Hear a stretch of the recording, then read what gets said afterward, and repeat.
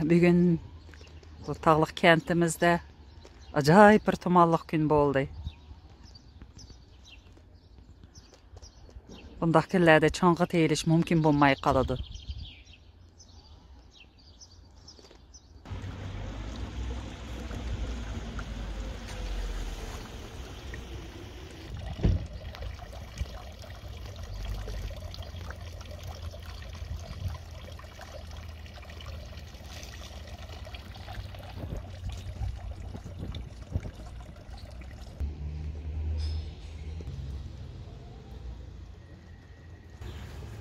Degenden beri tərini türüp ağan asman keşke yakın şundaq çıraylıq içilip ketdi.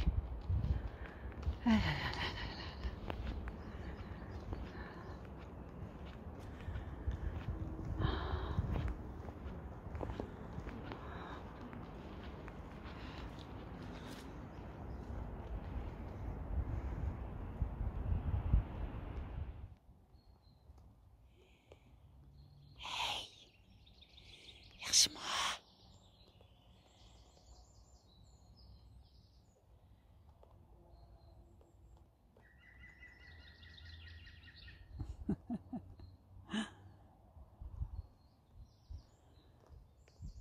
Xoş ya.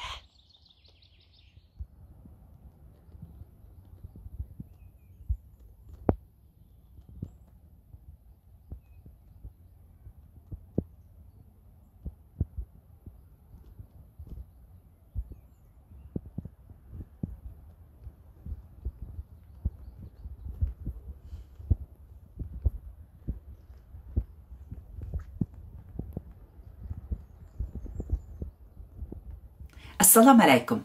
Kitap o'qish munbiri avlodlar torbetiga xush keldiniz. Mening ismim Nuriya Rahman. Bugun tağda hava ancha yaxshi bo'lmadi. Nihoyat tumanliq, sovuq bir kun.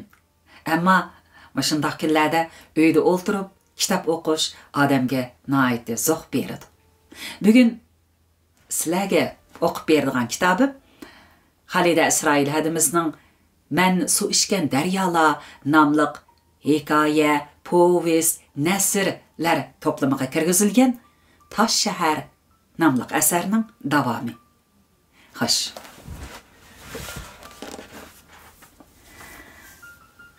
Xoshamatchilik g'ayatlikqa o'xshash qadimiy narsa. U jonliqlarning tabiati bilan birga mavjud bo'lgan. U eng ibtidoiy jon beqish vositalarining biri. U odamlarga xos emas. Sher yo'lboslar ichidami topgan o'ljilarini o'zidan kuchliklarga o'tinib berib, o'zi bir chetda quyruq shipang'ishib turib, oshqinini yeydiganlar yoki o'zidan kuchliklarga har xil qiliqlar bilan yaxshichoq bo'ladiganlar bor. Hayvonlar ichida itning xoshamat qilish mahorati hammadan yuqori bo'lsa kerak. Lekin uning egasiga so'rkilishlari insonlarning o'z xiliga qiladigan xoshamatidek kishini jirgandirmaydi.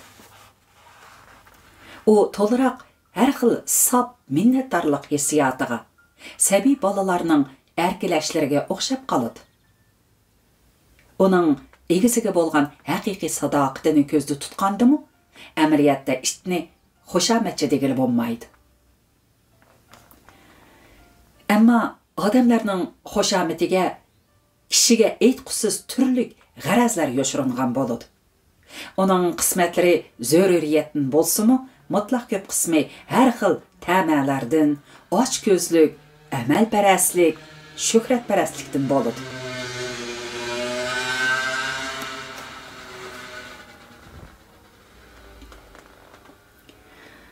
İnsan o'z xoshamat obyektiga hech qachon haqiqiy sodiq bo'lmaydi. Hatto uningga yo'shirun o'rik olaydi. Uningdan hamon bir kuni yuz o'raydi. Jaholatlik o'tir asari xoshamatning parniki gullangan davri edi.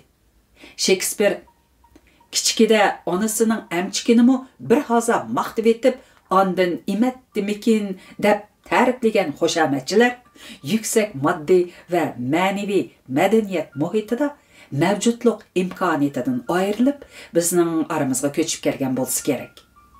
Bizda uning o'rta asrga xos turimi, ijodiy rivojlantirilgan, zamonga yarasha texmo keng, texmo cho'nqurliqqa yuzlangan, voslari zamonaviy bo'lgan yangi turlarimi bor. Yaqindan buyon boshqarmamizdagi yoshlar orasida erlar g'olibni, ayollar uning ayolini markaz qilgan restoran o'ltirishi avj oldi. Xuddi quyosh sistemasidagi planetlar quyoshni davr qilib aylanganidek, biz ularni davr qilib aylanib turamiz. Ko'zimiz ulardan uzilmaydi. Barliq o'y xiyollarimiz, parang chaqchaqlarimiz ularni rozi qilishga, xo'shal qilishga beg'ishlangan. Ana shundoq aylanib navbat Asqarga kelganda azroq chataq chiqdi. U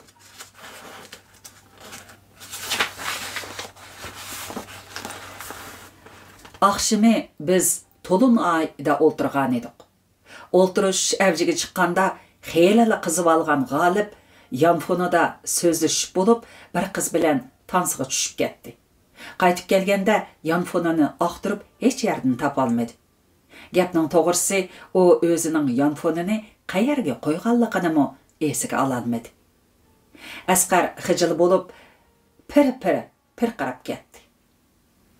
Ammo g'olib kerakdan chiqay deb qolgan eng kona yanfonga ancha chiqib ketmadi.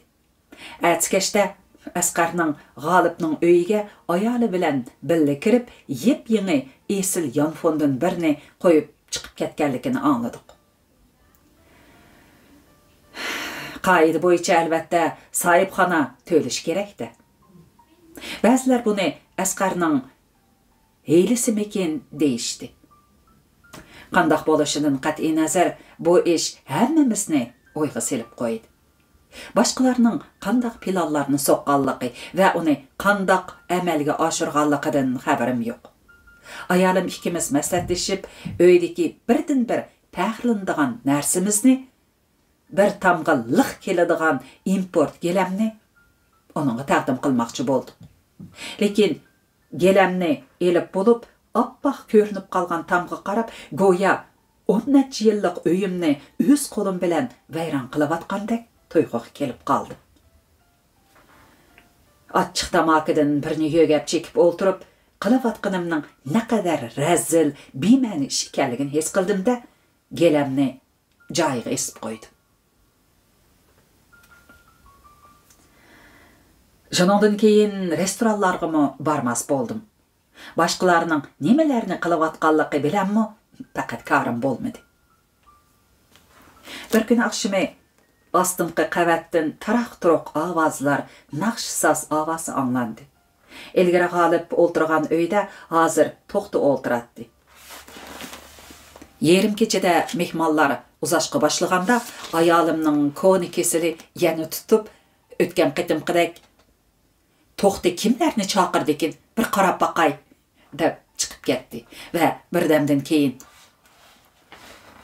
pah qaysi kuni qo'rodagi bolalarning to'xtining bolasini to'xti kalapoqidan qo'rqdi deb keriktirayotganligini anglagandim. Amaliyotda to'xtimi bo'sh odam emaskan, u saplar boshliqlarni chaqiribdi. Ya'ni kelib kimlarni qo'shib chaqiribdi demamsiz? Qizlarni, her qizlar deb sayrab ketdi. Bo'ldi qil, yerim kechada to'li seg'izxondek sharaqlaverma. Xalqning qo'lidan ish keladi ekan, sen bilan bizdan nochgan, qanday qilatding? Sen qilolmagandikin, chidag'anga chiqargan, dedi. Yey, men chidayolmay qopdimanmi? Chidayolmay qolg'idek qanchalik ishdi u? Ayolim qaynabdi ketdi. Agar men qilay desam bo'g'u, ko'chadan kelgandek rap bir nimalarni emas, Urumchining tirnoqda to'xtig'idek qizlarni aklalayman. Bilasizg'u, bizning zavutdan shagan bo'lib ketgan har qiz cho'qonlarni. Bechoralarning qo'lidan ozroqli ish keldigan kishilarga qilib ketadiganlarni ko'rsangiz, ichingiz seyrilib ketadi. Ashularga hayt deb qo'yadigan bo'lsam, bo'ldi. Sening binsing bor, ishandim. Lekin sen qilmaysan-da undaq ishni. Ha, mundaq demamsiz. Gap dal bizning qilmaydiganligimizda. Odam bilan odamning farqi shu yerda.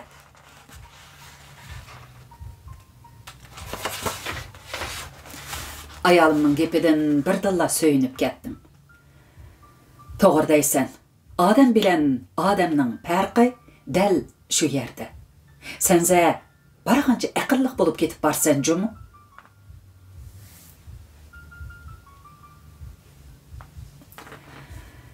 Bir kuni attiganda gazet o'qib o'ltirib, gazetning muhim xabarlari betiga bosh tarafga berilgan bir tafsiliy xabarni ko'rib qoldim. Tadbirlik yetakchi, mo'jizakor islohotchi degan mavzu ostida G'olibning ish izlari tonishtirilgan bu tafsiliy xabarni to'xta yozgan edi. Gazetxonaning muharrirlarimi qandoq muharrirlarkin odamning g'idiq kagidak ko'ptirma madhiya, oshkora xushamat yig'ib turgan so'zlarni shup beti qo'yib beribdi. Gazet, radio, televiziya deganlar pul uchun har qanday odamni maqtaydigan bo'lib ketgan bugungi kunda bu mu ajablanarli ish emas albatta. Maqola e'longa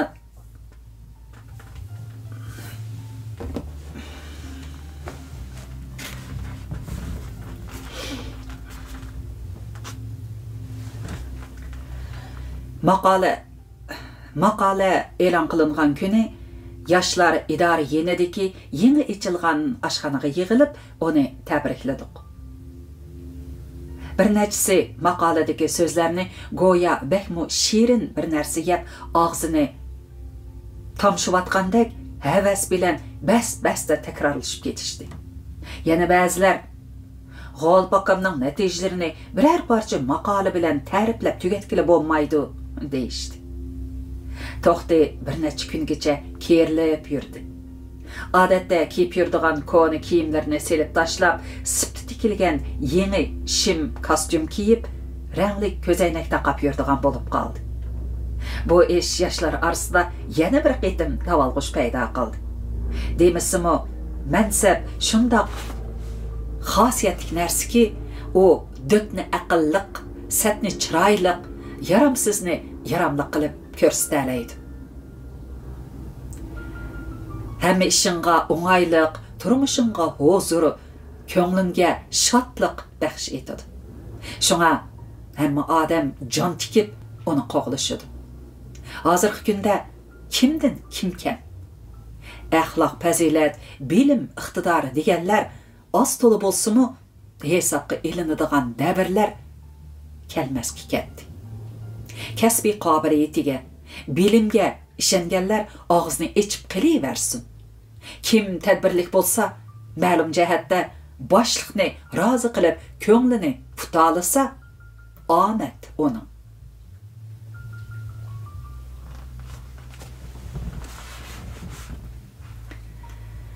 Ishxonlarda hamma odam o'z ishi bilan yurganda qilg'ini bilan til bilan izhor qilg'ili bo'lmaydigan bir xil kayfiyat dakki-dukkiga selib qo'ygan edi. Kishilarni nervisi jiddiylashib, xuddi haddidan ortiq ching tortilgan dorga o'xshab qolgan edi. Mushundaq paytda toqqa 2 kunlik dam ilishqa chiqadiganligimiz to'g'risidagi xabar hammalarni xushal qilibdi. Yeshil tog'larga, o'rmonlarga, tabiatning quchqiga qaytish istutak bosgan shaharni tugumas tirikchilik g'emi, raqobat, hiyla-mekir, razilliklarga to'lgan ishxonani bir pasga bo'lsa-mu o'ntildirib, sana tabiatning go'zalligini, hayotning ulug'ligini va dunyoning cheksizligini, kengligini his qildirdi. Ruhingni paklab, qiningni urg'utib, qalbingda odamga xos go'zal his tuyg'ularni uyg'otdi. Bu qitim şəhərinin cənubidəki egiz tağlar arasında yenidən içilgan bir sayahat rayonuna çıxıdığan boldu. Avtobusimiz tüzləng yolda birər saatdən oşuqraq minib tağ arasıga kirib ketdi. Dümbel töpülərgə oxşab ketadigan pakar tağlar bara-bara egizləb çikləşdi. Avtobus içxirə, xiyali tüs elib, biz hazırla taşlap kelgen Van çoğunluq şəhər və onundaki həmmə nərsə goya qaçanlardıdır körgen düşkə oxşab qaldı. Yol qatma-qat tik tağlar arasında teximi egizge qarab əgri-bögri sozulğan idi. Yol bəzide ziş tağları arasında yox bolup ketkendek, avtobus beripla üstüdüğandek tuyulsa, turupla yiraqdiki qatma-qat tağlar arasıdın tağның beliге çekilgen belbağdek ləppide közge taşlanatdı. Bəzide tağlar xuddi çöçeklerdeki toxtumay bir-biriga soqulup durduğan, somruğunun pəylerini elip qalğan tağlardek baş üstüңizge barğan seri yıqıllap kelip atqandek, helala bir-biriga soqulup avtobusni mejip taşlaydıqandek bilinse, bəzide asta yiraqlap nerda sükut içide qarab turgandek görünedi. Yolның bir tərpide qorqunçluq, çoğunqur ceralar. Ceranın tegide bujğun çaçırtıp eqivatqan süzük sular közge taşlanatdı. Bundaq çağda ətraf xiyali tüske kirib, kişi özünü allaqandaq sırlıq, məngü yetip barğılı bolmaydıgan möcüzilik dunyaga qarab ketip atqandek sezatdi. Mənzilge yetip barğandı bolsa, şehrin düştün oyğunup ketkendek qiyalmaslık içide qalatdı. Sayahat orni üç tərəfi qarağaylıq tağlar bilen oralğan, bir tərəfide dolqulluq dərya məvc urup eqib turuduğan yap yeşil oymallıqda edi. Bir neçə yigit kelməy taqı yamışqı başıldı. Yeni bir qismimiz qızlar bilen dərya boyudaki toqaylıqna aylanıp kelməkçi bolup tursaq, idare başlıqı bilen xanimi düşken pikap yetip keldi. Ular pikapda G'alibning ikki balasini alğaş kelgan edi. İki bala çoğlar bilen birlikte çimliqqa selingan adyal üstüde o'ltirishni xohlamay daryo tarafga yugurishdi. Ular haqiqatan omaq edi. Her qitim ularni ko'rsam, taza boy tartalmayotgan o'g'lim bilan selishtirib, hasadxo'rligim tutatdi. 10 yoshlardagi dadisiga o'xshash oqseriq, putlari uzun, yeshig'i qaraganda xeyli egiz kelgan qiz qisqa seriq yopka, to'q qizil o'ri yaqiliq mayka, oq shilapa, putiga alabaldaq uzun paypoq kiyib olgan edi. 8 yoshlardagi o'g'il uchisiga qimmat baholiq bir yurish podichilar kiyimi, putiga chet elning sayohat oyig'ini kiygan. Har ikkisi dümbisiga chet ellik sayohatchilarning somkasiga o'xshab ketadigan birdan kichik somka esib olgan edi. Ularga hammaylarning maslik keldi. Xosiyat balalarni quchoqlab, mangzlariga suyib, kiyim-kechaklarini silab ketdi. Pah, sizlar nima degan chiroyliq, xuddi malika bilan shahzodaning o'zi. Buncha chiroyli kiyimlarni dadanglar ilib berdimi, opanglarmi? Qalğanlar balalarning dumbisidagi somkalarini echib, qizning somkasidagi kichik foto apparati bilan o'g'ilning somkasidagi durbinni sinab ko'rishdi.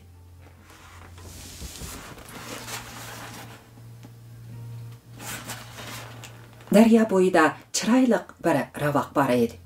Balalar yugurishib ravaq chiqdi. Ravaqning orqa tarafidagi qo'yuq o't çöp qaplagan, yava güllər içil ketken yan bağır, bökküde qarağaylıq taqı tutuşatdı. Qamçı gülüdek uzun, söysün içiladigan bir xil gül balalarını cəlb qılıb aldı. Balalar gül terişki başlayıb edi, ətrafdakilar ularga bəs-bəsdə gül üzüb berib, ularını gülge kömüb etdik. Balalar gül teriştin bir dili zerkip kaldı. Oğul bala kepinek qoğlaşqı başladı. Qoğlap yürüp başqalardan sel jıraqlap ketdi ve tuyuqsızla "Toşqan, toşqan!" dep varqırab etdi. Onun varqırgan avazı bilen tangla qiya tövedin uzun kulaq, sürrenglik bir jup toşqan part qılıpla qaçdı. Bala inçki boynunu sozup, közlerini yuğan açkan peti joyida qimırlamay turib qaldı. O taki dadısı kelip, qo'lidan tartqicha shu peti turdi. Doda, o yerde toşqan bar ekan, tutib bering-a. Toşqan degen bek tez yuguraydi, tutmaq tez. Men sana uyga qaytqanda bozordan oq toşqan elib beray. Jür, tamaq yeymiz. Yo'q, men mushuni olaman. Tutib bering-a, tutib bering. Shu asnoda ularning atrofiga o'lashgan yoshlar balig'i bo'lishdi. Bo'ldi, G'olib aka. Bizga qo'yib bering-a. Biz degan toshqan qo'qlab cho'ng bo'lgan yigitlar tutsaq. Bu degan qanchalik ishdi? G'olib aka, siz uchun jenimizni aymaymiz-jimi? Bolalarınız üçün bu qitimqi sayohatning xotirasi bo'lib qolsin. Yoshlar chaponlarini selib, oyoqlarining boqishlarini chingitib, toshqan qo'qlashning tayyorligiga tushib ketib edi. Putumning og'riqi yodimga kelib, kayfim rosa ushdi. Oldingi yili qishda mastlikda binoning palampaydan do'milab ketib, o'shqimni zaxmlantirib olgan edim.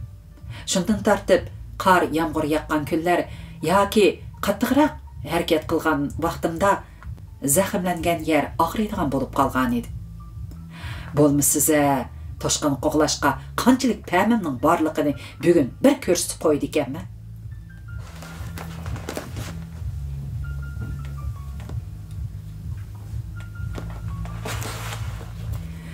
Olim, Asqar, to'xtilar qalğanlarını başlap, taq etikidan aylanib o'tib, yan bag'rining xilvatrak yeriga yurib ketishdi. G'olibmi agishib turib olgan bolalarini başlap, ularning orqasidan ketdi. Ular ketgan tarafdan xeyligacha o'pir-to'pir bo'lishlar, tut, chaqqan bo'l deb varqirashlar, G'olibning buyruqlari anglanib turgandan keyin ovchilar xo'shal-xo'ram qaytib kelishdi. Bir top odamning o'ttirsida chapanga yo'galgan toshqanni qo'rqimsirab ko'tarib olgan o'g'il bola kelib atdi. Olim, Asqar, qaysarlar bir-biriga gap bermay toshqanni qandoq qo'g'laganligi, oldini qandoq to'sqanligi, olimning ustidanla tushib chapan bilan qandoq o'rab tutib olganliklarini takror so'zlashadi. To'xta bo'lsa zayıf avazda başqalarını besip düşüşke urunup, hayacandan doduqlap, G'olib akam bek joyida qo'mondonlik qildi. Xuddi toshqanning nega qochadiganligini biladigandek, deb to'xtamay takrorlaydi. Tamoqdan keyin bir nechimiz daryo bo'yidan so'gat shoxlarini sundirib kelib, qapas to'qidik.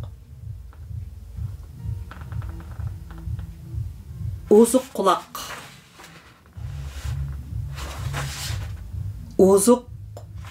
quloq qapasga solandi. Ikki bola kashkicha toshqan bilan bo'ldi. Men ayollar bilan birlikda pakaroq tog'larga chiqdim. Shundaqdimi g'arg'inimdan va putimning og'riqidan baldirla yetib tashdek uyquga ketibdiman.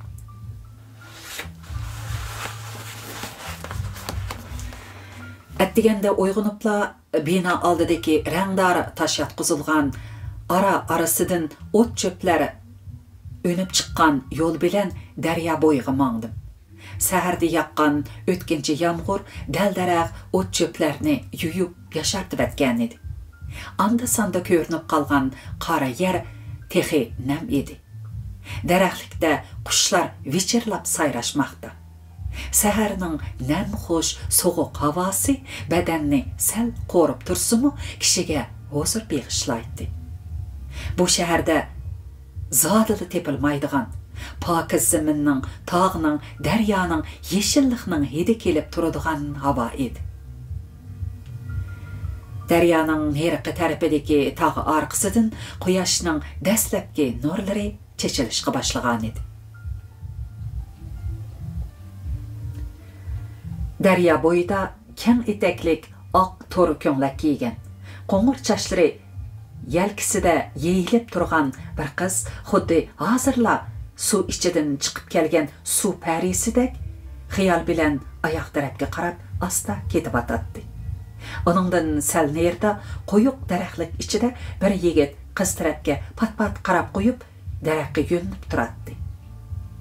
U Zoidin uning yeniga barmoqchi bo'lsa-mu, petin olmayotgandek ko'rinadi. U yuvosh, oq ko'ngil yigit Komil edi. Lola, hey Lola, to'xtang. Ma bu yomg'irliq chopiningizni kiyib eling. Zukamdab qolmang yana. Olim yenimdan ittik o'tib daryo tarafga tushdi. Men burilib daryoning bosh tarafiga ketdim. Yolg'iz aylanib yurib, nagadir aldıravatqandek to'xtamay eqivatgan daryo suyiga qarab, go'yo ashu suvdak o'tib ketgan yoshlik chog'larimni, oliy maktabda o'qivatgan chig'imda yaxshi ko'rib qolgan buloq ko'zlik qizni, uni deb chekkan azoplarimni esladim. Qizlar hamon o'zini eng pok muhabbat bilan yaxshi ko'rdigan yigitlarni yondab o'tib ketadi. Faqat ular yavaş bo'lganligi uchunla. Men shu tapda Komilning dadilroq bo'lishini, o'zining naqadar mustaqil o'y fikrlik, samimiy yigit ekanligini, muhabbatining naqadar cho'nqurligini qizga tushuntira olishini orzu qilardim.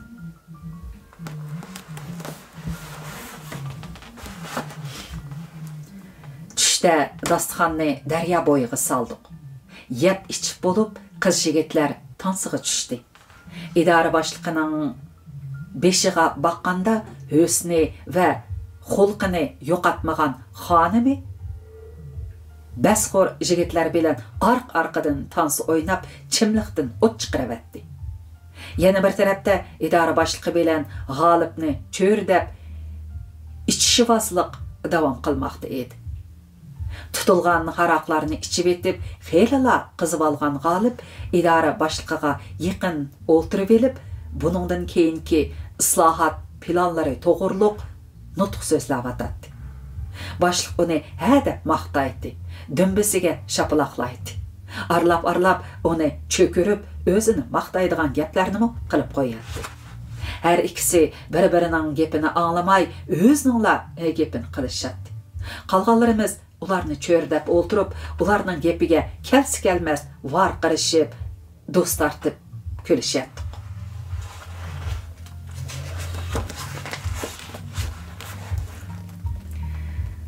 Arliqda tartim qistab hojatxonaga ketib atsam, G'olib orqamdan yetishib kelib, mo'ramga qo'lini soldi. Tumshuqini qo'liqimga surkab, qarab tur. Uzoqqa bormay, ov qeri ablaqni yiqitib, o'rniga o'zim chiqaman. Shu chog'da bo'g'o, shu chog'da ko'rsan, boy qilgan gaplarni burnidan buloq qilmasam, o'g'il bola bo'lmay ketay. Sen mening yaqin og'inam, mushu gapimni esingda tut, dedi. Men onunga sen mas bo'lib qopsan, endi ishmisan bo'ladi. Sen mu mening mushu bir eg'iz gapimni anglab qo'y, dedim. O qizargan, ilishang'o ko'zlarini menga tikib, bu deganingmi rost? Men degan texi cho'ng ishlarni qilaman. Shunga o'zimni oymisam bo'lmaydi. Men andishmayman. Sen menga ovu heliqi xosiyatni chaqirib ber. Meni yotoqda saqlab qoldi deb qo'y, dedi.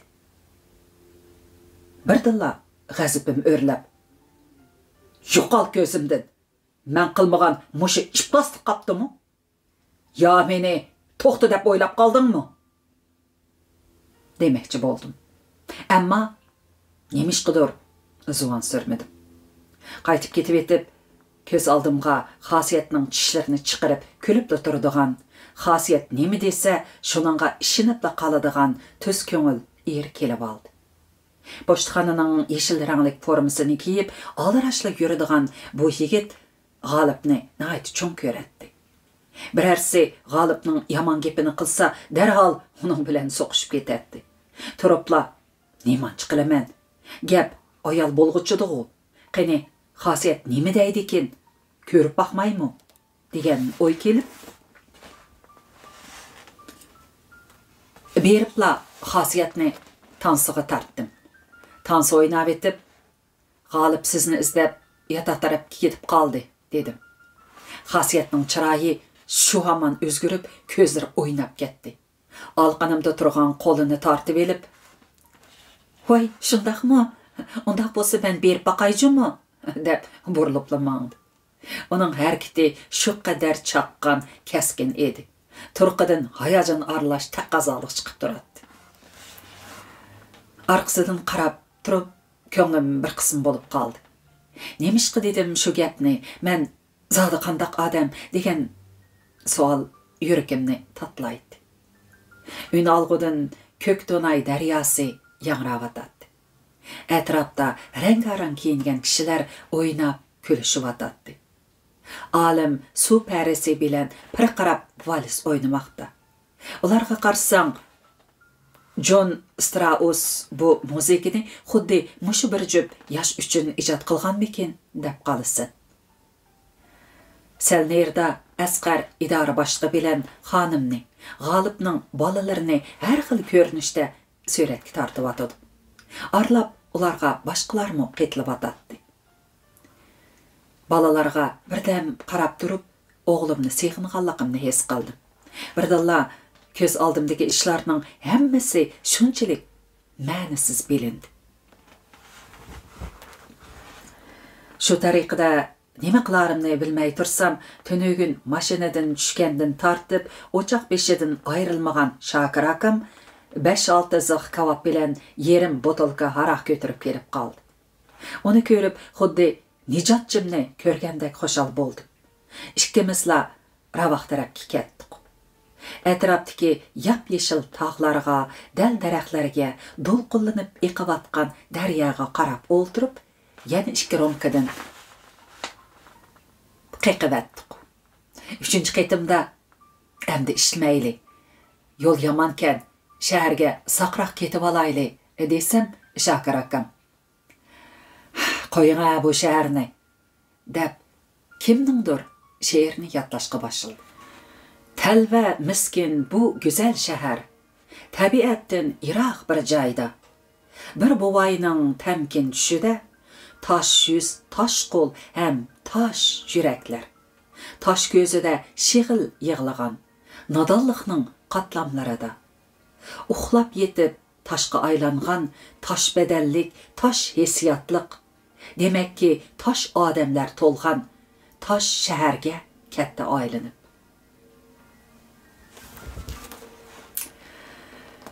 Untulg'usiz 2 kun oxirlashib, shaharga qaytadigan chog'im bo'lib qoldi. İdara boshlig'i bilan ayoli charchab ketganlikdan pikap bilan xeyli burunla yo'lga chiqib ketgan edi. Qolganlar narsa keraklarni yig'ishtirib, avtobusdan o'rin elishga boshladik. G'olibning bolalari to'shqan selingan qapasni ko'tarib, xo'shalliqidan qin-qiniga sig'magan holda oldin qaratga chiqib o'ltirdi. Ularning orqasida Asqar bilan To'xti, yon tarafida Olim bilan Xosiyat o'ltirdi. G'olib sho'pirning yenidagi o'rinda edi. To'xti o'choq beshidan elib olgan sabzi bilan qalamtirishini chiqarib, balalarga to'shqonga sabzini qandoq to'g'rab berishni o'rgatgani turdi. Avtobus qo'zg'alishi bilan tangla orqadagilar naqshi boshildik. Shokir akamning naqshiga kelganda xeyli payzi bor edi. U birining kaynidan birini ulab aytayverdi. Qolganlarimiz chalamaslikda agishib kelsi kelmas to'laverdik. Avtobus əgri-bügri yollardan ehtiyat bilan əgib ötüb, tik dağlar arasıga kirib ketdi. Yolmu tikləşdi. Avtobusning içi birdə qarang'ulashib, tuyuqsiz yana yorib ketadi. Bundaq chaqlarda tağ qaptallarida avtobusdan xeyli pastda laylab yurgan yupqa bulutlar ko'zga tashlanadi. Bu manzara ixtiyorsiz kishining beshini qaydirib, yurakni dupildatadi. Keyfchilikni mo tarqitib etadi.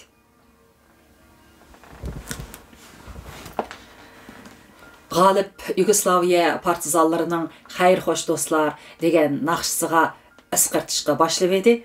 Oldingi qatordagilar darhol uningga agashdi. Buni ko'rib, orqadagilar ovozimizni texmi qo'yib berdik. Avtobus ichini naqsha, isqirtish ovozi va xo'shal kulki sadolari qopladi. Hammamiz o'yin bilan bo'lib ketib, shofirning jiddiylashib, orqaga qarab bir nimalarni deganligini, avtobus sur'atining birdanla itiklab ketganligini sezmabdik. Tezginidan ayrilgan to'lpardek chapchib ketayotgan avtobus xatarlik agmidan ayni shundoq tez sur'atda chirqirab burilganida hammamiz o'rinlarimizdan uchib tushdik. Nim bo'ldi? G'olib tasta o'rnidan turib shofirdan so'radi. Uning chiroyi birdilla totirib ketgan edi. Tormoz ishlayapti-du, dedi chip-chip terlab ketgan shofir. Hammaylar birdilla jiddiylashib, varqirishib ketdi. Bolalar yig'lashga boshladi. Avtobus texmi tez sur'at bilan olg'a qarab o'qdak uchdi. Aldı taraf cho'nqur jilg'a edi. Shofir chapdastlik bilan rolni o'ngga boradi. Jilg'alibidan qaytgan avtobus silkinib, chopchib tik-tak qarab chapdi. Kimdir birining dahshatlik ovozda chirqirishi kishilarning qo'yq chochlarini tik turg'izib etdi. Avtobus qattiq burilib, tog'ning sipsiliq qora toshlarga surkilib o'tdi. Avtobus agri-bögri goh egizga o'rlab, goh cho'nqurliqqa tushib ketgan yo'lda quturgan yirtqichdek hovlab har yon chapatdi. Shofir eng zo'r tirishchanlik ko'rsatib, rolni aralla boshqarib ketyotdi. Agar oldi tarafdan biror mashina tez kelib qolgudek bo'lsa yoki shofir kichikkina savallik o'tkazib qo'ysa, u har qancha tirishchanlik ko'rsatdi degandimi, bir necha soatlik tog' yo'lida qachongacha bardoshlik beralar. Bola qaza ko'zni yumib ochqicha mushundoq tez ham tuyuqsiz yetib kelganmidi?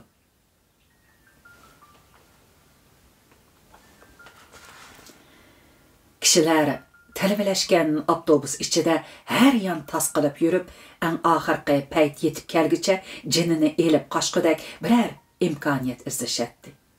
Ba'zilar avtobus derazasidan sakramoqchi bo'lishayotdi. Lekin bu mu o'xshashli xatarlik edi. G'olib o'ziga mahkam yepishib yig'layotgan bolalarning o'tirsida qetib qolgan edi. Patpatla atrofdagilarga nimanidir kutayotgandek qarab qo'yatdi. Ammo hech kimning uningga qarg'udak holi yo'q edi. To'xti bir buningga tiqilgan bo'lib, o'rindiq yo'lanchikiga esilgan qo'llari lag'ildab titraydi.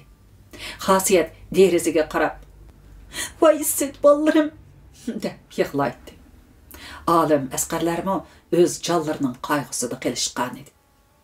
Avtobus u yoqqa bir, bu yoqqa bir chapchib, liq bir avtobus odamni go'yo do'zaxning o'ziga opirib etmasa, ko'ngli tinmaydigandek tinimsiz alg'a intilmoqda.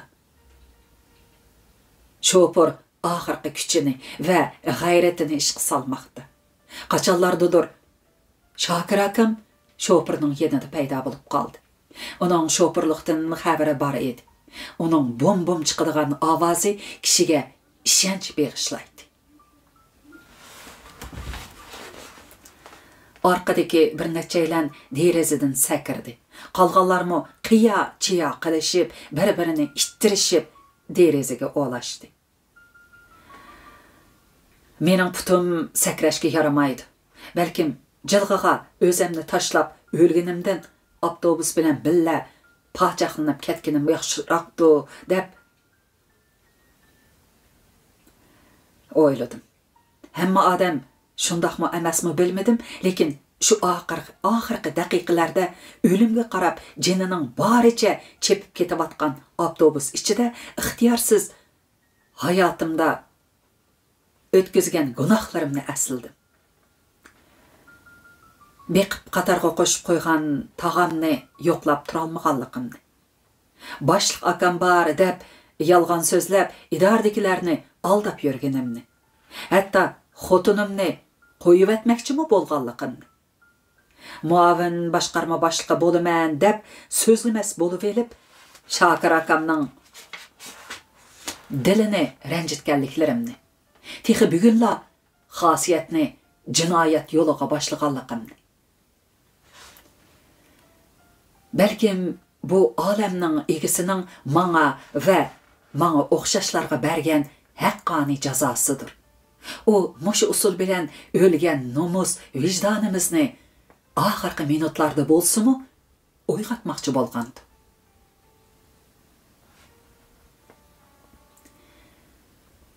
Kishilar jonlarini alaqonga elib talfilashgan avtobus derazasidan kayni-kaynidan sakramoqda.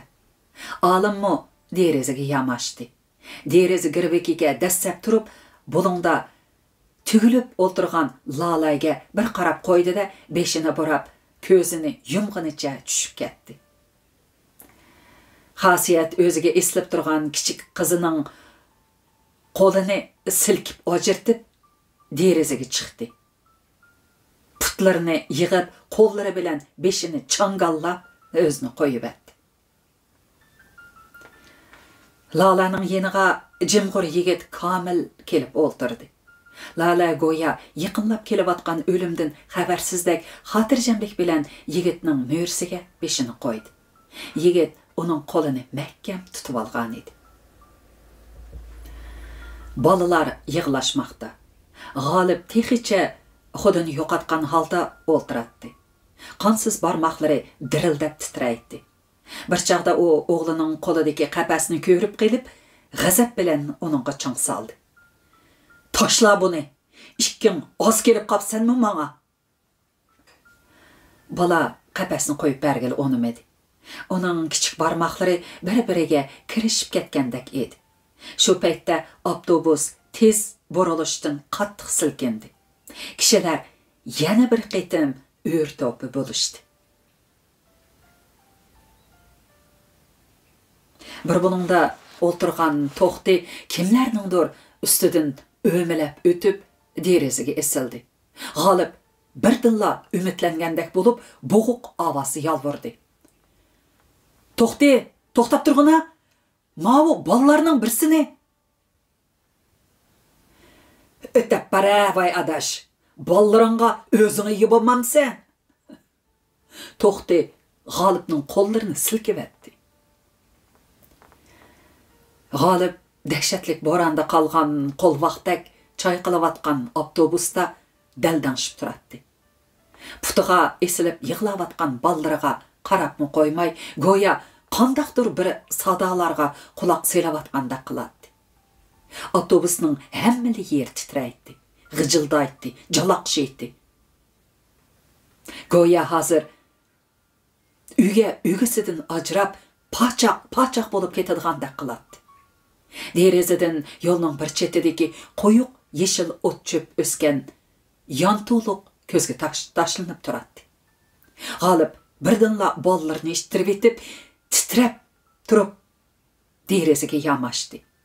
Qizi yana uning putiga eslib yolvordi. "Chinim dada, sen bo'lmasang biz qo'rqamiz, bizni tashlab ketma dada." G'olib qizini kuchab tepdi. Qiz o'ngdisiga uchib tushdi. O'g'il ochisiga qarab, varqirab yig'lashga boshladi. Көз yeşi onun kirleşken yumalak yüzüde roşen sızıkçılarını hasıl kılmakta idi. Galip sekrep düşüp ketdi. Men daldanışıp berip kızçaqның beşini quchuqimga aldım. Qo'limga qo'yuq, issiq qon urildi. Helimi yara eg'izi cho'ng emas edi. O'g'il yenimga kelib manga esildi. Bir qo'lida qapasni mahkam tutib olgan edi. Ilgari bu balalarning egiz bo'yi, qizning qo'yuq, uzun qo'ng'ir chochlari, uzun kirpiklari, o'g'ilning qap-qara chochliq yumaloq beshi hasadxo'rligimni qo'zg'aydi. Ularni ko'rsamla o'z o'g'limning odatdagidek ko'rimsiz bola bo'lib qolganligiga ichim etishatdi. Shu tapda vaqtsiz yiqilib kelayotgan rahimsiz o'lim oldida ularning yumron badallarining illiqligini his qilib, ularga bo'lgan hissiyotimning o'g'limga bo'lgan hissiyotim bilan birlashib ketganligini his qildim. Qalbim illib, ko'zlarimdan yosh quyildi. Tuyuqsiz Shakir akam bilan Shopirning kulib atqanligini, Komil bilan Lolaning jonlanib nimalarnidir devatqanligini anladım. Balalarning alapasaq chiroyida kulki paydo bo'lgan edi. Bu nima ish? Ularning ovozini tushimda yoki yiroq joyda anglayotgandek qilaman. Atrof birdilla ajoyib jimjitlikqa cho'mgandek. Yer shari aylanishdan to'xtab qolgandek turadi. Yo'q, avtobus asta siliq ketyotdi. Ana, u to'xtadi.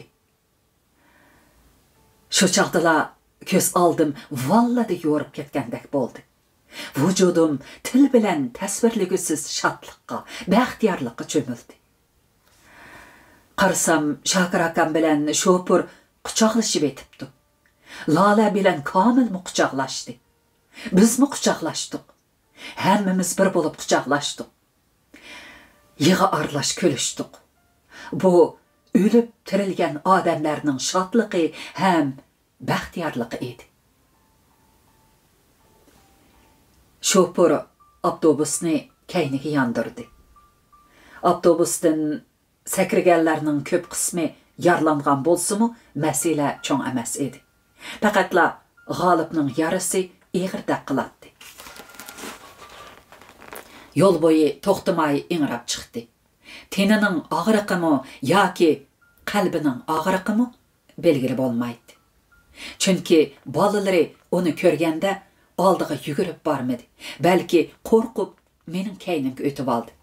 Yana biri ular qapasni ichib toshqanni qo'yib etdi.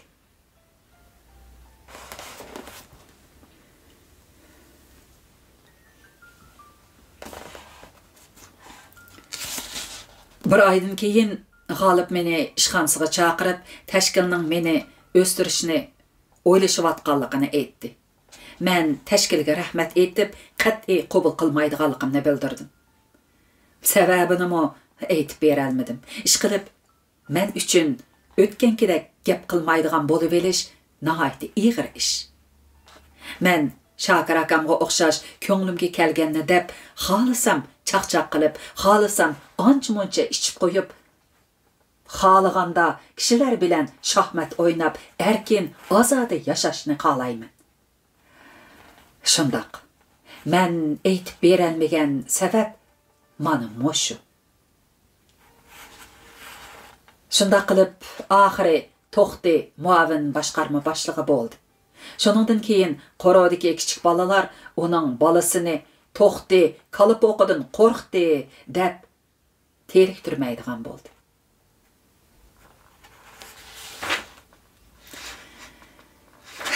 Tugidi. Shuning bilan dangliq yozuvchimiz Xolida Isroil Hadining yana bir nadir asrini o'qib tamomladik. Yoqtirgan bo'lsanglar, o'z ta'sirotlaringlarni inkas supimizda o'rtoqlashqaysizlar. Shundaqla ham baharlab boshqalarning bu nadir asarni anglashiga imkoniyat yaratib bergaysizlar. Agar munbirimizga texi a'zo bo'lmaganlar bo'lsa, cho'qim mushtari bo'ling. Ma'qul amsa, kelar qitimliq kitob o'qish programmamizda ko'rishaylik. Salomat bo'ling. Xayr xo'sh.